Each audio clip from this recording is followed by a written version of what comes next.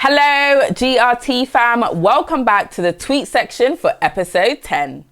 With another week of news looked at, let's head over to Twitter to see what caught our eye this week.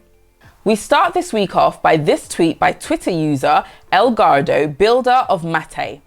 Mate is a DEX that, according to their site, enables traders to maximize their trade returns through limit orders that guarantee trade execution without risking their assets via unpredictable slippage. With the help of the graph, data can be retrieved with great speed, allowing orders to now be showcased in real time. What an exciting tool made possible by Web3 tech and the graph. In this next tweet, we are reminded by Twitter user Once and For All that we should not take the graph for granted. He highlights something often overlooked, the fact that this project is working to make Web3 welcoming for all projects in the space. The focus on being chain agnostic allows for a huge potential in becoming the Web3 standard for blockchain, indexing and querying.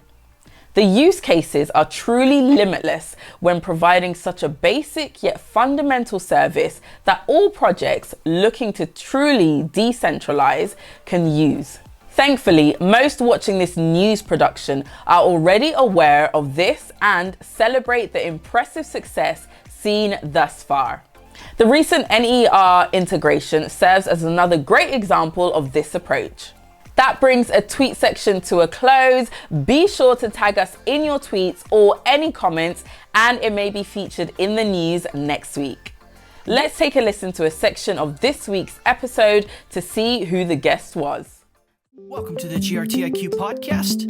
Today I'm speaking with Simone Emanuel Schmid, a solutions engineer at Edge & Node, a core dev team working at the Graph. There's a good chance you've already met Simone, either at a hackathon or through one of his many presentations. During our discussion, Simone talks about his background and entry into crypto, and as you'll hear, Simone is another example of someone who needed a solution for a problem, came across the graph, and then went to work full-time building the ecosystem.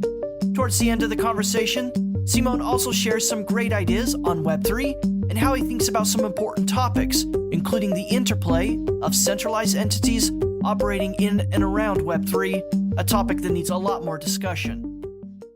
And actually, more or less, like when I had this realization, I saw the graph on Twitter, and I clicked on the website, and like I was sold on the first page. I was like, okay, this is it. This is how it should be done.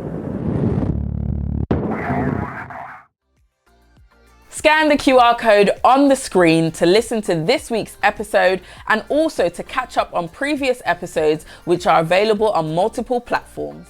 See you next week, GRT fam. Have an absolutely fantastic week. Bye.